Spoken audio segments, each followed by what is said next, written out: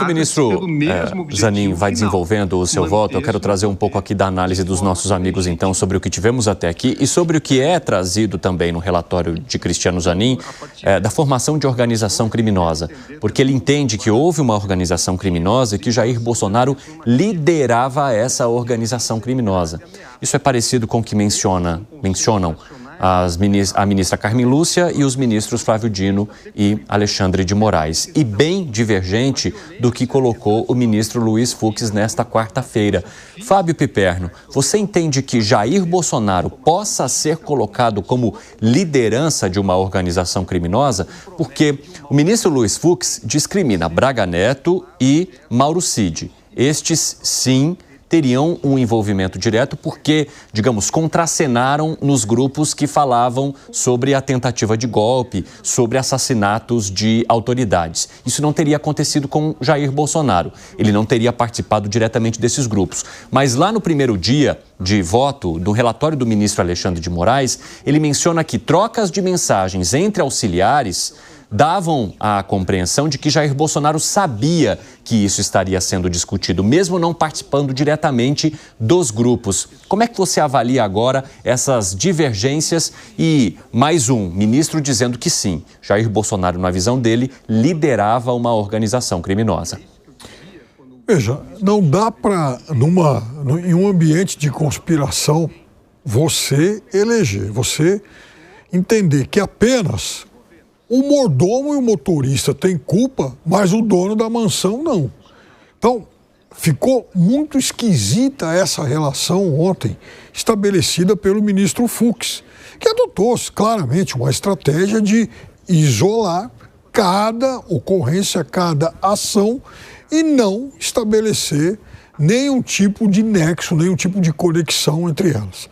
Muito bem. É claro que a gente pode discutir ad eternum se é possível estabelecer conexões entre todas, mas é também bastante improvável de que nenhuma delas teve relação com a outra. E mais do que isso, como é que se condenam, de acordo com o voto do ministro Fux, as 400 e poucas sardinhas lá do 8 de janeiro e, na verdade, se absolve o tubarão, porque ele condenou todo mundo. Então, o ministro, e esse foi um paradoxo apontado por muitos juristas, uma contradição muito séria e que bastante gente, muitos especialistas no direito, eruditos, acadêmicos importantes apontaram, como é que se vai condenar nesse mesmo processo tantas pessoas, tantas pessoas aí praticamente sem identidade, claramente manipuladas, empolgadas, levadas aí àquela ação coletiva por atos, por fatos e também claramente por uma campanha de incitamento. E aí não se condena ninguém que esteja acima delas. Então, isso ficou realmente bastante estranho no voto ontem do ministro Fux. Olha o que disse a ministra Carmen Lúcia ao falar da organização criminosa. Fez prova cabal de que o grupo liderado por Jair Messias Bolsonaro e composto por figuras-chave do governo, das Forças Armadas e de órgãos de inteligência desenvolveu e implementou o plano progressivo e sistemático de ataque às instituições democráticas com a finalidade de prejudicar a alternância legítima de poder nas eleições de 2022, minar o livre exercício dos demais poderes constitucionais, especialmente do Poder Judiciário. Alan Gani. Olha só, eu vou responder pegando uma fala do próprio ministro Fux, quando ele diz o seguinte: para ser uma associação, organização criminosa, você teria que ter algo permanente e estável para praticar crimes indeterminados, o que não ocorreu. Agora, respondendo ao Piperno em relação ao encadeamento dos crimes, é claro que a gente pode aqui fazer um nexo causal imaginário, numa costura imaginária, mas isso para o direito não basta. Isso basta para um texto que você levanta hipótese, para um roteiro de um documentário. Agora, para o direito, você precisa da prova material. Qual que é a prova concreta, por exemplo, desse nexo causal que leva ao 8 de janeiro? Não tem, de acordo com o que foi colocado pelo ministro Luiz Fux.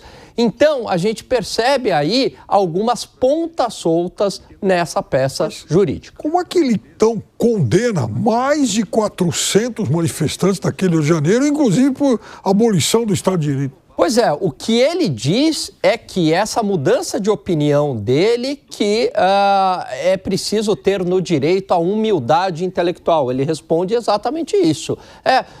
Daquele período até hoje, você teve novos elementos, você teve novas circunstâncias e que pode ter mudado o seu entendimento. Eu mesmo, aqui no programa, em algumas matérias, eu já tive uma mudança de entendimento, inclusive ouvindo o senhor. Alan, mas veja bem, então... isso também é o que se acontece. Naquele momento, ele não condenou os 400 de uma vez. Essas condenações foram ocorrendo em vários momentos diferentes. Então, me parece também que ele demorou para mudar de opinião, porque não foi da noite para o dia que esses 400 e tantos acabaram condenados. E vejam, ele condenou, ele mudou a vida de mais de 400 pessoas e agora vem candidamente admitir, puxa, eu errei. Fala, Bruno Musa. Eu acho que errar faz parte. Reconhecer é um grande mérito, né? E não é uma coisa fácil. Veja, você parar no final do dia, e ainda mais quando você está julgando pessoas que você muda por completo, como o Piperno falou, a vida das pessoas que são retiradas do convívio social, pessoas que passam anos, depois, quando voltarem, voltam com seus traumas. Portanto, reconhecer um erro me parece um ato de nobreza. E eu acho que ele não apenas veio e cometeu, ou reconheceu, perdão, os erros dele, mas ele mostrou juridicamente por que ele discordava. E aí, por que ele tinha errado e tinha mudado de opinião. Então, me parece que ele fundamentou muito melhor na Constituição do que todos os outros votos. Veja, uma coisa muito mais séria. Voltamos agora às analogias. Nós ouvimos dos primeiros ministros que votaram sobre o Mickey, sobre o Pateta, coisas que não cabem numa seriedade de um discurso jurídico como um todo.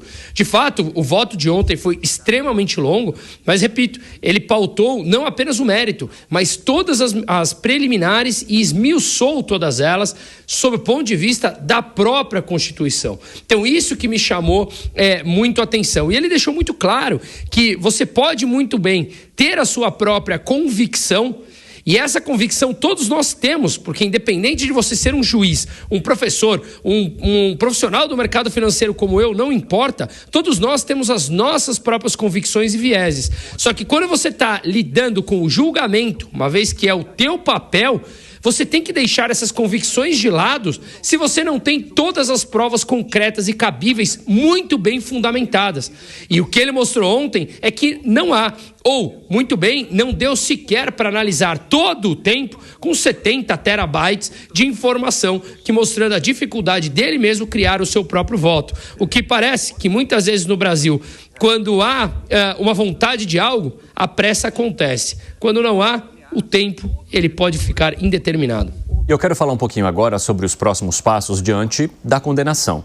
E tem uma questão importante que a gente precisa discutir aqui. Havia um temor muito grande do ex-presidente Jair Bolsonaro de que ele fosse levado para a Papuda após a decisão do Supremo Tribunal Federal. Em outros momentos, havia discussão sobre a possibilidade dele permanecer em prisão domiciliar. Só que, para muitos analistas, essa possibilidade de prisão domiciliar ficou reduzida diante do trabalho que, digamos, parte da família Bolsonaro fez para que houvesse a aplicação da Lei Magnitsky sobre o ministro Alexandre de Moraes. Porque a gente precisa lembrar que, nesse caso especificamente, mais uma vez, Jair Bolsonaro estará nas mãos do ministro relator.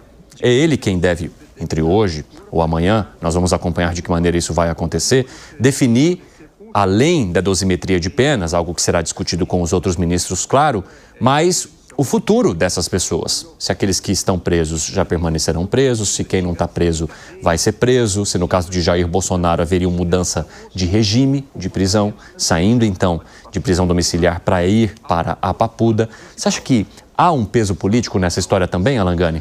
Claro, né? Quando a gente fala de um julgamento de alta corte, isso não só no Brasil, isso no mundo inteiro, talvez no Brasil esse componente seja ainda maior, é claro que há um peso político nessa decisão. Até porque, Evandro, a gente está falando de um ex-presidente da República com a saúde debilitada. Então, tudo isso deveria ser levado em conta. E o julgamento não termina amanhã, não, nem a dosimetria, né? A gente sabe que isso vai continuar, toda essa discussão vai continuar no Congresso Nacional, então termina o julgamento formal, mas o julgamento político vai continuar por muito tempo.